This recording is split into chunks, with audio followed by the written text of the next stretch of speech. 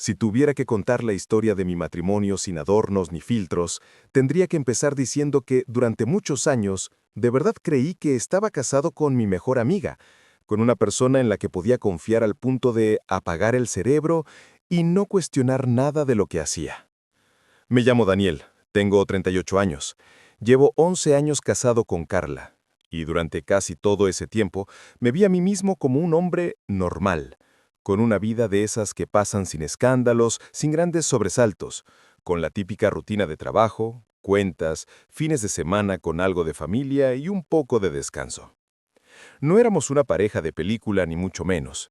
Discutíamos por tonterías, a veces nos distanciábamos, pero nada que no pudiera arreglarse con un par de días de silencio y luego un abrazo. Yo, ingenuamente, pensaba que eso era suficiente, que con que no hubiera gritos, violencia ni dramas extremos, estábamos del lado de las parejas estables.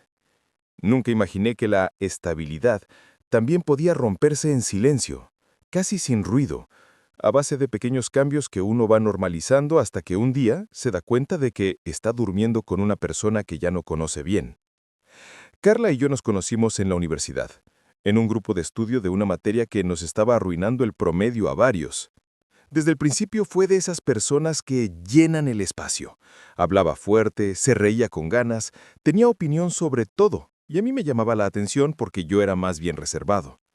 Empezamos siendo amigos, luego fuimos saliendo en grupo, hasta que un día lo inevitable pasó y terminamos saliendo solos. Lo nuestro no fue un flechazo dramático, fue más como ir reconociéndonos poco a poco, como ir haciendo equipo sin darnos cuenta. Pasamos por esa etapa de noviazgo donde uno jura que esta vez sí es para siempre, y en nuestro caso, por lo menos durante mucho tiempo, parecía que esa idea no estaba tan lejos de la realidad. Nos casamos a los 27, con una boda sencilla, pero llena de gente que nos quería. Alquilamos un departamento pequeño y empezamos a construir eso que llaman vida en común. Cuentas compartidas, listas de supermercado, turnos para cocinar y para lavar platos, proyectos a futuro que se hablaban de noche en la cama, cuando la vida todavía parece flexible. Con los años, cada uno fue consolidando su camino laboral. Yo entré a trabajar en una empresa de logística y aunque nunca amé mi trabajo, me fue relativamente bien. Ascensos moderados, un sueldo decente, cierta estabilidad. Carla, por su parte, se movió en el área administrativa y terminó trabajando en una empresa mediana, en el sector de recursos humanos.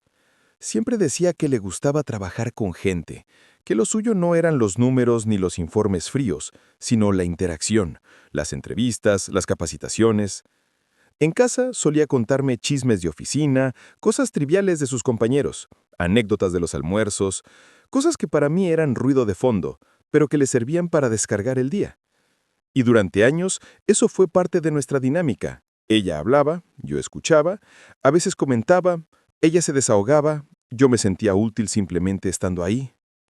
El primer cambio, si soy honesto, fue casi imperceptible. Empezó cuando Carla mencionó por primera vez el nombre de su nuevo compañero. Lo introdujo en una de esas conversaciones de rutina, contando que había entrado un chico nuevo al área, más joven que ella, muy entusiasta, que estaba aprendiendo todo rápido y que a veces se sentaba cerca de su escritorio a pedirle ayuda. Lo mencionó una vez, luego otra y otra. Al principio era solo eso, un nombre que empezaba a repetirse. Que si Andrés dijo tal cosa graciosa, que si Andrés trajo unos postres caseros, que si Andrés la había ayudado con una presentación, que si Andrés se llevaba pésimo con tal jefe. Yo no le vi nada raro en ese momento, porque en mi cabeza el trabajo era una cosa aparte, y siempre había existido gente con la que uno se lleva más o menos.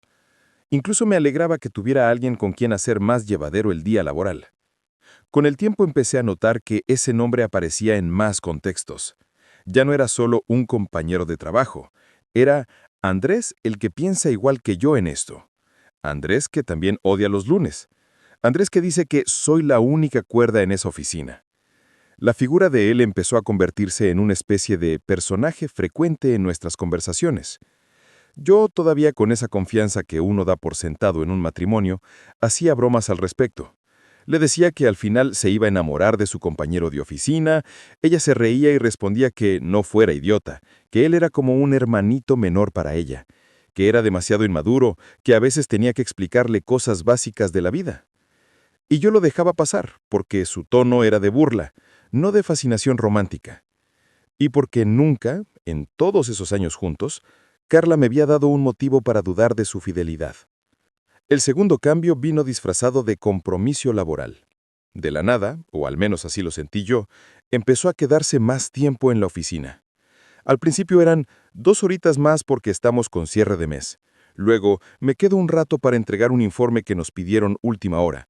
Después, hoy vamos a tener una capacitación interna y luego una reunión rápida para organizar el área. De esas justificaciones hay miles en cualquier trabajo, y yo no soy ingenuo al punto de pensar que todo el mundo sale a la misma hora puntual, como si fueran robots. Pero se fue haciendo costumbre. 2 o 3 días a la semana llegaba más tarde, a veces con cara de cansancio, a veces con una energía extraña entre el agotamiento y la excitación. Yo le preguntaba cómo le había ido, si no estaba sobrecargándose. Ella respondía con frases vagas y en algún momento mencionaba que, por suerte, Andrés también se estaba quedando, que al menos se hacía más llevadero estar acompañado. Hubo una noche en particular que recuerdo con claridad porque fue la primera vez que sentí un pinchazo de incomodidad en serio. Eran casi las 10:30, Carla todavía no llegaba. Yo estaba en el sillón, con el teléfono en la mano, mirando la hora cada 5 minutos.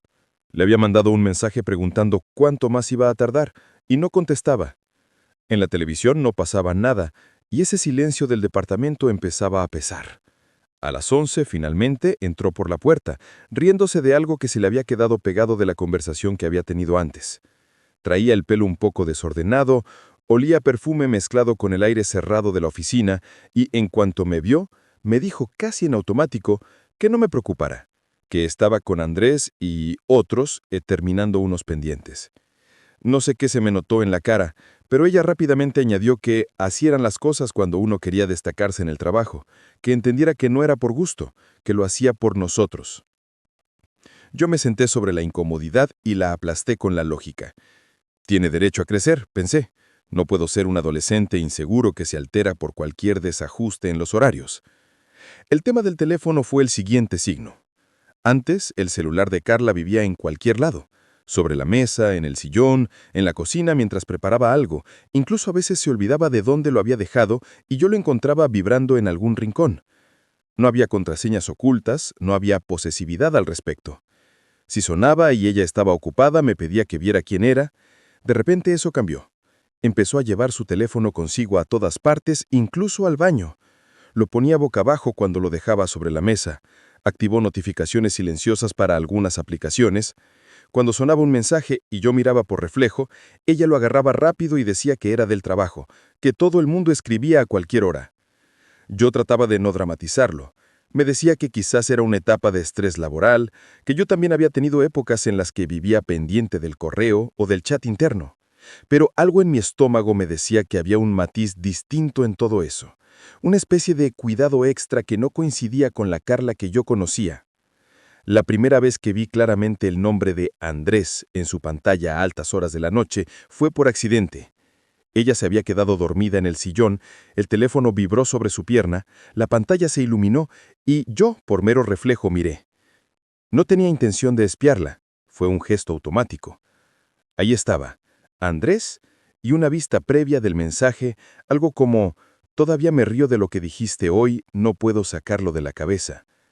No era un mensaje abiertamente sexual ni nada de eso, pero tampoco era el tipo de mensaje que ella solía recibir de un simple compañero. Me quedé unos segundos congelado, tratando de decidir si hacía algo o no. Podría haber agarrado el teléfono, desbloquearlo, leer la conversación. Tenía curiosidad, celos, miedo, todo mezclado. Pero también tenía algo que todavía, en ese momento, era más fuerte. La idea de que, si confías, no revisas. Al final solo apagué la pantalla y la dejé dormir. Esa noche casi no concilié el sueño porque mi cabeza se llenó de conversaciones hipotéticas, de escenarios que iban desde lo exagerado hasta lo ingenuo. A partir de ese momento, empecé a estar más alerta, aunque seguía sin reaccionar abiertamente. Notaba la forma en que ella sonreía a veces mientras veía el teléfono, la rapidez con la que cambiaba de aplicación si yo me acercaba, las justificaciones sobre mensajes nocturnos que siempre eran de asuntos del equipo o cosas del área. Empecé a sentirme como un intruso en mi propia casa, como si hubiera una parte de su vida a la que yo ya no tenía acceso. Y lo peor era que yo mismo me censuraba. Cada vez que pensaba en decirle algo, me detenía con el argumento de que no quería convertirme en el marido controlador que exige ver el teléfono y que vibra ante cualquier cambio. Me repetía que todos tenemos derecho a una parcela de privacidad, que tampoco se trataba de volver el matrimonio a un interrogatorio constante. Lo que no veía, o no quería ver del todo, era que no era un pequeño cambio aislado. Eran muchos detalles, sumados, que juntos dibujaban algo que yo no quería admitir. El día que todo explotó no fue un día extraordinario. Era un martes cualquiera. Yo había salido antes del trabajo porque un proveedor canceló una reunión y terminé llegando a casa un poco después de las 5. Carla me había dicho que iba a salir a las 7, porque tenía unas cosas que cerrar. Cuando entré al departamento, me encontré con una escena extraña. Su cartera estaba en la mesa, su abrigo en la silla, pero ella la estaba. No le di mucha importancia al principio, pensé que tal vez había pasado por aquí a dejar algo y había bajado de nuevo. Me serví un vaso de agua, me senté en el sillón y casi sin pensarlo, mis ojos se posaron en el teléfono de ella que estaba sobre el mueble, sin bloqueo de pantalla, porque justo le había entrado una notificación. Era un mensaje de Andrés. A diferencia de la otra vez, esta vez no fueron segundos fugaces. El mensaje estaba ahí, claro, explícito, casi como si se hubiera congelado el tiempo para que yo no pudiera ignorarlo. No dejo de pensar en lo de anoche. Fue increíble. Ojalá pudiera volver a besarte ahora mismo. Sentí algo que solo puedo describir como una quemadura en el pecho. El corazón me empezó a latir tan fuerte que escuchaba el pulso en los oídos. Estaba solo, con el teléfono en la mano, porque sí, esta vez lo tomé sin dudar, y ese mensaje frente a mí tirando abajo cualquier excusa que yo hubiera construido en los últimos meses. No había forma de leerlo como solo una amistad. No había manera de maquillar ese volver a besarte como algo inocente. El mundo, en ese momento, se redujo a esa pequeña pantalla, a esas letras de Andrés y a la conciencia de que mi esposa, la misma con la que compartía cama, rutinas y planes, había cruzado una línea que yo siempre consideré sagrada. Me temblaban las manos, pero seguí deslizando hacia arriba. La conversación no era larga, porque aparentemente la mayoría de los intercambios comprometidos los habían borrado, pero había suficientes mensajes como para ver la dinámica. Noches en las que se decían que se extrañaban, bromas sobre lo arriesgado que era escribir ciertas cosas, referencias veladas a encuentros que no estaban descritos con detalle, pero que sugerían más de una ocasión. No sé cuánto tiempo estuve ahí, leyendo, volviendo a leer, sintiendo cómo se me caía la imagen que yo tenía de nuestra relación. En algún momento escuché la llave en la puerta. Carla entró. Se sorprendió al verme. Me dijo algo como, ¿qué haces aquí tan temprano? Pero se quedó congelada cuando se dio cuenta de que yo tenía su teléfono en la mano. No hubo tiempo para escenas cinematográficas, solo una tensión espesa en el aire. Yo no soy una persona de gritar. Mi primera reacción fue una mezcla de rabia y tristeza tan profunda que lo único que pude decir, con la voz apagada, fue que había leído los mensajes, que no entendía qué estaba pasando, que necesitaba que me lo explicara. Ella, en lugar de derrumbarse o reconocerlo de inmediato, se puso a la defensiva casi al instante. Me dijo que no tenía derecho a revisar su teléfono, que qué hacía invadiendo su privacidad, que eso demostraba que yo no confiaba en ella. Esa frase, «no confías en mí», se clavó como una puñalada. Porque era una vuelta de tuerca tan grande que durante unos segundos me quedé sin palabras. Estábamos ahí, con un mensaje claro que hablaba de besos y de encuentros, y en lugar de asumir lo evidente, lo primero que hizo fue desplazarse directamente al terreno de mi conducta, como si el problema principal fuera que yo había visto algo que no debía, no que ella lo hubiera hecho. Le dije que sí, que había tomado su teléfono, que había leído porque llevaba meses sintiendo que algo estaba mal, que la situación con Andrés había sobrepasado los límites. Ella insistió con que todo estaba sacado de contexto, que yo no entendía, que la conversación no era lo que parecía. Empezó a repetir frases que después escucharía muchas veces, que entre ellos solo había una confusión, que nunca había pasado nada grave, que todo era más emocional que físico, que yo estaba exagerando, que veía lo que quería ver. Tuvimos una discusión larguísima esa noche, pero si miro hacia atrás, más que una conversación, fue una especie de danza en la que ella se movía constantemente para no quedarse en el centro de la acusación. Cada vez que yo mencionaba algo concreto, el mensaje, el tiempo que pasaban juntos, las salidas fuera de horario laboral, ella respondía con algo sobre mí, que yo había dejado de prestarle atención, que ya no era el mismo de antes, que me había vuelto frío, que me refugiaba demasiado en el trabajo, que no la escuchaba cuando se sentía sola. Era como si de repente todo lo que yo había hecho o dejado de hacer en los últimos años fuera la causa y la justificación de lo que estaba ocurriendo. Y en ese juego de espejos, mi propia rabia se mezcló con culpa. Me escuché pidiendo perdón en voz alta por cosas que no tenían relación directa con la traición que acababas de descubrir, como si yo fuera el que estuviera rindiendo examen. En algún momento, ya de madrugada, con ambos exhaustos, llegamos a una especie de acuerdo extraño, una tregua llena de agujeros. Ella admitió a medias que se había confundido, que se había dejado llevar por la atención que Andrés le daba, que no se sentía valorada en casa, que necesitaba sentirse deseada, escuchada. Dijo que con él había un coqueteo que se les había ido de las manos, pero juró que no había pasado nada más que unos besos, como si eso no fuera ya cruzar todos los límites, y que estaba dispuesta a cortar todo si yo estaba dispuesto a darle otra oportunidad. Lo dijo llorando, con esa mezcla de arrepentimiento y autojustificación que te desarma y te confunde. Me aseguró que los mensajes no contaban toda la historia, que estaba terminando esa situación y que Andrés era solo una especie de escape emocional que no significaba nada en comparación conmigo. Me agarré de esas palabras como quien se agarra de un pedazo de madera en medio del naufragio, no porque me convencieran del todo, sino porque en ese momento la alternativa, aceptar que mi matrimonio se había roto de forma irreparable, me parecía demasiado grande para procesarla. Durante los días siguientes, lo que se instaló en casa fue una especie de realidad paralela. Por un lado, teníamos conversaciones racionales en las que hablábamos de reconstruir la confianza, de poner de nuestra parte, de ir a terapia de pareja, cosa que llegamos a hacer un par de veces. Por otro lado, había un silencio enorme debajo de todo. Un silencio hecho de dudas que yo no me animaba a sacar a la luz por miedo a volver al conflicto. Carla decía que había cortado todo contacto con Andrés más allá de lo estrictamente laboral, pero seguía trabajando en el mismo lugar, en la misma oficina, con la misma dinámica. Yo sabía que se veían todos los días, que compartían el mismo espacio, y por más que ella jurara que ahora era todo profesional, mi cabeza no podía apagar las imágenes de ellos dos juntos, las frases que había leído, los besos que había confesado. El teléfono volvió a ser un objeto casi sagrado, esta vez no porque yo no pudiera tocarlo, sino porque yo mismo decidí no hacerlo más, como una forma de no volver a destapar algo que me destrozara otra vez.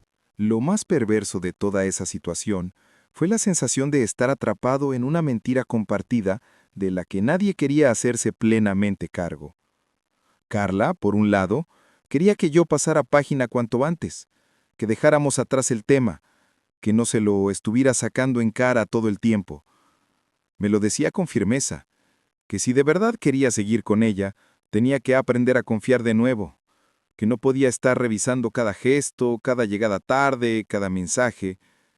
Yo, por otro lado, sentía que para poder confiar de nuevo necesitaba tiempo, honestidad brutal, coherencia en sus acciones.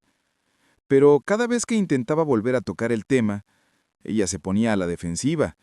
Decía que yo estaba reviviendo el pasado, que no la dejaba avanzar, que así nadie puede cambiar. Era una especie de trampa. Si me callaba, me tragaba las dudas. Vivía en una angustia silenciosa. Si hablaba, era el resentido que no sabía perdonar, el hombre desconfiado que seguía torturando a su esposa con algo de lo que ella decía estar arrepentida. Empecé a notar que mi comportamiento cambiaba. Me volví más silencioso, más introspectivo. En el trabajo me costaba concentrarme porque mi cabeza se iba una y otra vez a imaginar qué estaba pasando en la oficina de Carla. Si Andrés le seguía escribiendo, si de verdad habían cortado lo que fuera que tenían o simplemente habían aprendido a esconderlo mejor. En casa, me descubrí observando detalles ridículos. Cuánto tardaba en responder un mensaje, cuánto tiempo se quedaba en el chat del trabajo, cómo se acomodaba el pelo antes de irse. No me gustaba la versión de mí mismo que estaba apareciendo, ese tipo que sobreanaliza todo, que vive con la sospecha pegada a la piel. Pero tampoco sabía cómo volver a ser el de antes, porque el de antes había confiado ciegamente y se había estrellado de frente con una verdad que lo dejó temblando. Hablé con un amigo muy cercano, Marco, porque necesitaba sacarlo con alguien que no fuera de la familia. Le conté todo, con vergüenza y con miedo de que me juzgara por haber agarrado el teléfono de Carla. Él, para mi sorpresa, fue bastante directo. Me dijo que lo de revisar el celular era una consecuencia, no la causa, que nadie se pone a buscar algo en el vacío si no siente que algo está mal. Me dijo también que una cosa era equivocarse y otra cosa era manipular al otro haciéndole creer que el problema es su falta de confianza. Por primera vez, alguien usó la palabra gaslighting para describir lo que estaba pasando, esa estrategia en la que la otra persona te hace dudar de tu propia percepción. Te convence de que eres exagerado, celoso, controlador, cuando lo que estás viendo es real. Escuchar eso me dio una mezcla de alivio y dolor, porque por un lado sentí que no estaba loco, pero por otro lado fue como ponerle nombre a una dinámica que ya no podía minimizar. Intentamos ir a terapia de pareja. Fuimos a 3 sesiones con una psicóloga que desde el principio dejó claro que iba a escuchar a ambos sin tomar partido, pero que también iba a señalar cosas incómodas cuando fuera necesario. En la primera sesión, Carla habló mucho de cómo se había sentido sola, de cómo sentía que yo estaba distante, de cómo el trabajo le daba un sentido de reconocimiento que no encontraba en casa. Yo hablé del descubrimiento de los mensajes, del dolor, de la sensación de traición. La terapeuta fue cuidadosa pero firme al decir que por más carencias que hubiera, nada justificaba cruzar ciertos límites sin hablarlos antes, y que la responsabilidad de la infidelidad, aunque fuera solo de besos, como recalcaba Carla, era de quien la cometía, no de la pareja que no supo llenar vacíos. Carla se incomodó con eso, se defendió diciendo que ella nunca planeó que pasara nada, que las cosas se daban, que era humana. Yo me aferré a esa validación externa como a un salvavidas. Sin embargo, después de la tercera sesión, Carla dijo que sentía que la terapeuta estaba del lado de Daniel, que no la entendía, que no quería seguir yendo. Así fue como, sin decirlo abiertamente, la reconstrucción de la relación quedó a medias, o más bien quedó sostenida sobre una superficie frágil. Ella pidiéndome que confiara en su palabra, yo aparentando que lo hacía para no pelear, pero por dentro con la convicción de que algo se había roto de forma irreversible. Y sin embargo, no me iba. No tomaba la decisión de separarme. No daba el paso de decir hasta aquí. Había muchos motivos mezclados. El miedo a rehacer mi vida a los 38 años, la presión social de no ser el que fracasó en el matrimonio, el cariño real que todavía sentía por ella pese a todo, los años compartidos, las fotos, los momentos buenos que no desaparecen por un solo capítulo, por doloroso que sea. También estaba la esperanza, esa maldita esperanza que se resiste a morir, de que quizá con el tiempo las cosas se acomodaran, de que tal vez ella realmente hubiera cortado con Andrés, de que lo nuestro pudiera transformarse y salir más fuerte. Esa esperanza convivía con otro sentimiento menos noble, pero igual de real. La humillación de seguir al lado de alguien que había elegido a otra persona, aunque fuera por un rato, mientras yo estaba en casa creyendo que trabajaba. Lo más duro de todo esto es la sensación de vivir atrapado en una mentira que en algún nivel ambos conocemos, pero nadie nombra. Cuando salimos a cenar con amigos y nos ven como la pareja estable, cuando alguien hace alguna broma sobre infidelidades y Carla responde que eso aquí no pasa, siento un nudo en la garganta. Cuando mi madre, sin saber nada, me dice que tengo una esposa ejemplar, me dan ganas de decirle que la imagen está incompleta, que hay una parte de la historia que no encaja con ese adjetivo. Pero me callo, porque también hay cosas que todavía quiero proteger, porque también hay un orgullo herido que no desea exponerse a la lástima de los demás. Y mientras tanto, convivo con esa voz interna que me recuerda el mensaje en la pantalla, la frase de «no dejo de pensar en lo de anoche», como un eco que no se va. En los últimos meses he empezado a pensar más seriamente en lo que quiero para mí, no solo en lo que se supone que debe hacer un buen esposo que lucha por su matrimonio.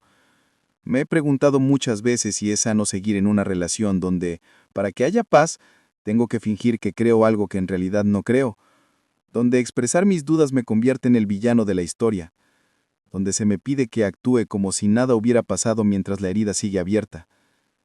Me he preguntado también si seguir aquí es una forma de amor o una forma de miedo. No tengo todas las respuestas. Sigo sintiéndome atrapado entre el pasado que conocía y el futuro incierto. Pero por lo menos he dejado de culparme tanto por haber reaccionado como reaccioné. He entendido que no soy un monstruo por haber tomado un teléfono y haber leído una conversación, que no soy paranoico por haber sentido que algo no cuadraba. Soy simplemente una persona que confió y que vio cómo esa confianza fue traicionada y que ahora está tratando de entender qué hacer con los pedazos. De todo esto me quedó una lección amarga pero necesaria sobre la confianza, los límites y la forma en que las personas pueden manipular la realidad para no enfrentar sus actos. Aprendí que la frase «no confías en mí» se puede convertir en un arma cuando la usa alguien que ya faltó a esa confianza, que no siempre es un llamado a reflexionar sobre tus inseguridades, sino a veces una manera de desplazar la culpa, de hacerte dudar de lo que estás viendo con tus propios ojos. Entendí que la infidelidad no empieza en la cama, empieza mucho antes, en las risas compartidas que se ocultan, en los horarios que se estiran, en el teléfono que se gira boca abajo, en los vínculos que se vuelven más importantes que la propia pareja y que se alimentan del silencio. Me di cuenta también que, por mucho que uno ame, no puede sostener una relación solo a base de tragar lo que le duele para no armar lío, porque eso termina convirtiéndose en una jaula, en una especie de realidad paralela donde uno actúa un papel que no siente. Lo que saco de esta historia, más allá de que siga o no con Carla en el futuro, es que no pienso volver a dejar que alguien me haga sentir culpable por reaccionar ante una traición, que no voy a aceptar que se me diga que el problema es mi falta de confianza, cuando lo que faltó primero fue el respeto del otro. Si me quedo, será porque ambos estamos dispuestos a mirarlo todo de frente, sin maquillajes, sin culpas trasladadas. Y si me voy, será con la conciencia de que no fracasé por no aguantar más, sino que por fin elegí dejar de vivir atrapado en una mentira que me exigía negar lo que sabía en el fondo, que la confianza, una vez que rota de esa manera, ya nunca vuelve a ser la misma, y que también tengo derecho a buscar una vida donde no tenga que pelear todos los días contra la duda para poder dormir.